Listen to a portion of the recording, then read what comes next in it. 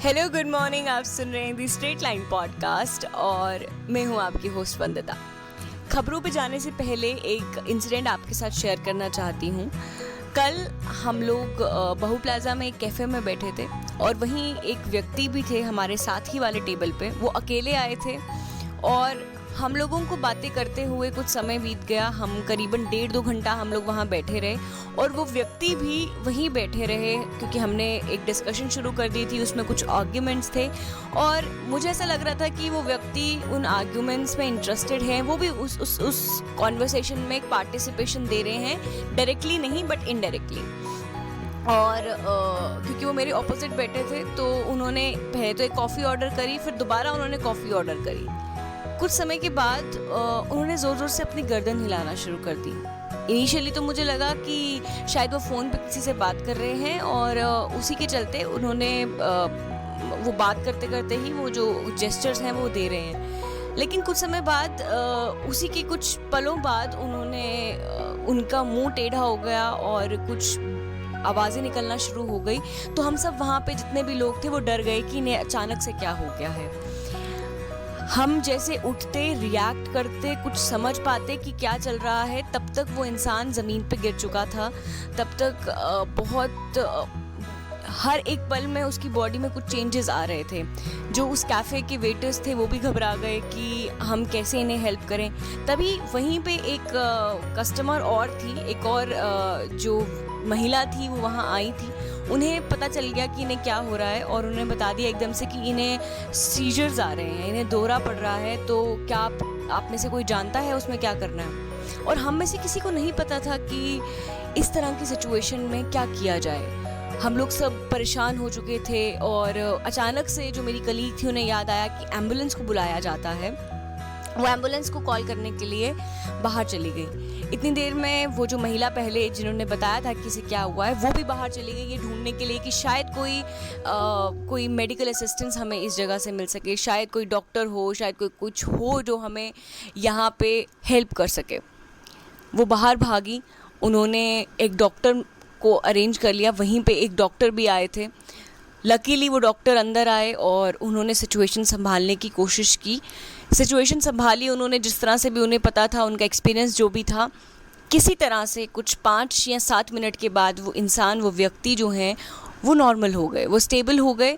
लेकिन उस पूरे इंसिडेंट में वो अपने आप को हर्ट कर चुके थे, उनके मुंह से ब्लड आ रहा था, ये सब कुछ हो रहा था। लेकिन अब मैं जिस कारण के लिए ये आपको बता रही हूँ वो ये है कि जब मेरी कलीग बाहर गई कॉल करने के लिए, एम्बुलेंस को बुलाने के लिए, पहले 5 मिनट उनको कनेक्ट करने में लग गए कि वो एक नंबर से दूसरे नंबर में मिला रहे थे और दूसरे से तीसरे नंबर पे मिला रहे थे।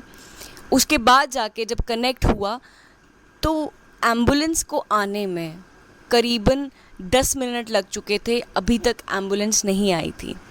इंसान वहाँ ज़मीन पे पड़ा था, स्टेबल था, लेकिन उसे मेडिकल अटेंशन की ज़रूरत थी, उसे जल्दी हॉस्पिटल पहुँचने की ज़रूरत थी, लेकिन ये नहीं हो पा रहा था।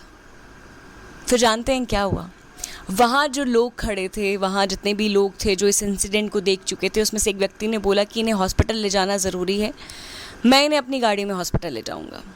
कोविड के चलते जहाँ अपना ही अपने के साथ नहीं रह पाता, ये डरता है, कतराता है कि कहीं यार मुझे इन्फेक्शन ना हो जाए, कहीं ये वायरस मेरे पास ना आ जाए, ये ट्रैवल ना कर जाए। उस कोविड के दौरान जहाँ आप दूसरे बंदे का कुछ नहीं जानते कि वो बीमार है, नहीं है, क्या पता उसे कोविड इन्फेक्शन हो, कुछ भी हो, आप उसे मदद करने के लिए आगे बढ़कर आते हैं। यानी कि इंसानियत हमारे सिस्टम में, हमारे लोगों में अभी भी कूट कूट के भरी है।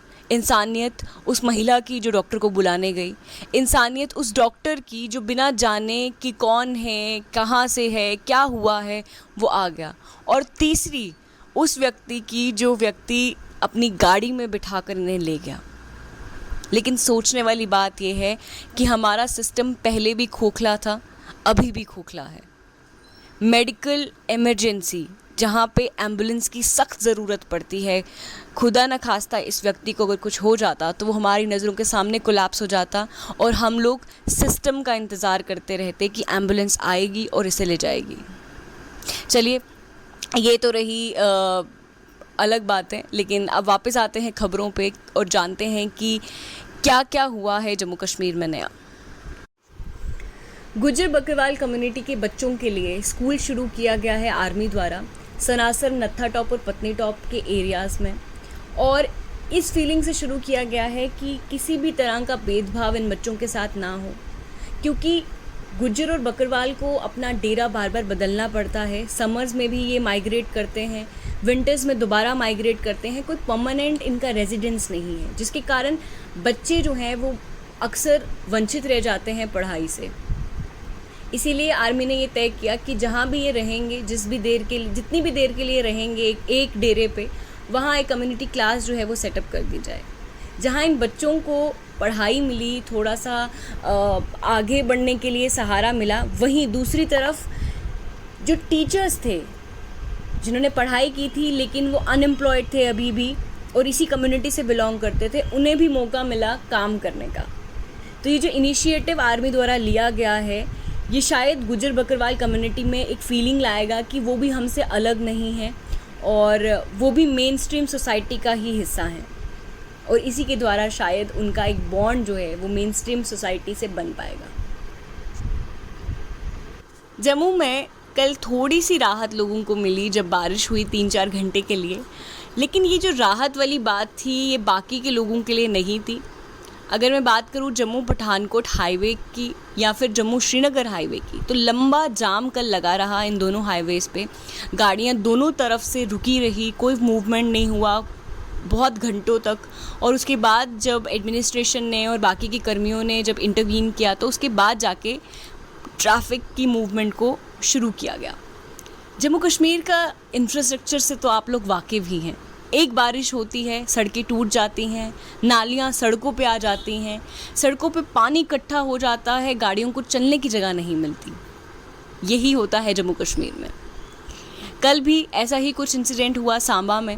सांबा में कल बारिश होने के कारण एक जगह पानी इकट्ठा हो गया और पानी इकट्ठा होने के कारण लोगों के घरों में चला गया, जिसके कारण हाईवे पे गाड़ियों को रोकना पड़ा। लोगों ने national highway authority of India के खिलाफ स्लोगन्स भी लगाए और बाहर सड़कों पे आके प्रोटेस्ट भी किया, जिसके कारण ट्रैफिक जैम लगा रहा काफ़ी लंबे समय तक। उसके बाद डिस्ट्रिक्ट एडमिनिस्ट्रेशन ने इंटरवीन किया और समझाने की कोशिश की लोगों को, और किसी तरह से फिर मूवमेंट को दोबारा शुरू किया गया।